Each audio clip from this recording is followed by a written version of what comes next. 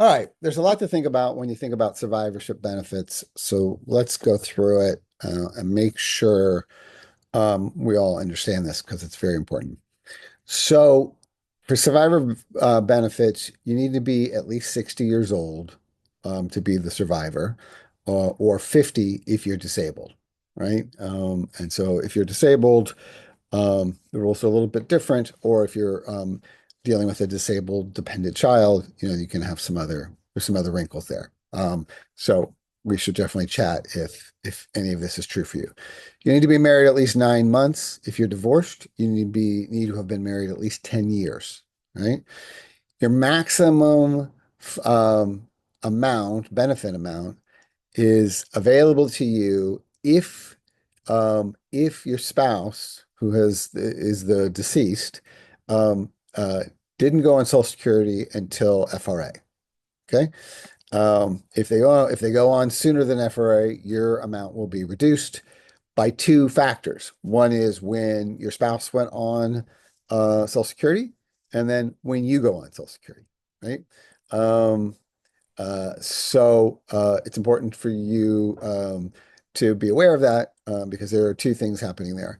So it's not uncommon for a couple to come in and say, we want to go on 62, and not realizing that they're giving up a decent amount in spousal benefits. So if you are married to someone who is thinking about going on early, you should make sure that they are aware that they're basically leaving you with less money if you are the remaining spouse, and their health isn't good for some reason or something like that, right? So just be aware of that.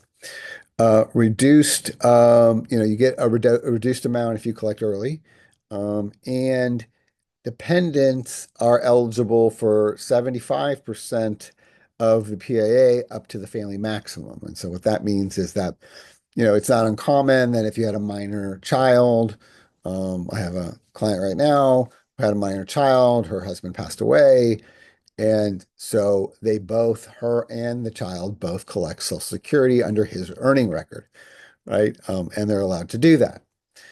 So you can have that, but there is a maximum that the family can collect. And so you just need to be aware of that. All right. So let's assume that the deceased spouse did wait till they were FRA, until they were fully retired before they went on Social Security. They were assuming age 67. And now you are in a situation where you could go on Social Security. If you're 60 years old, you'll get 71.5% of what they were eligible for. And then again, if you're 62, you'll get 79.65 of what you're eligible for. If you wait all the way to full retirement, you'll get 100% of what you're eligible for. You can see all the different values between 60 and 67. And we're assuming that you're FRA in 67, not anytime earlier. Or if they change the age of FRA at any point in time, it would be later, right? So, but as the rules stand right now, those are the rules. Any questions, feel free to reach out. Glad to chat more about this.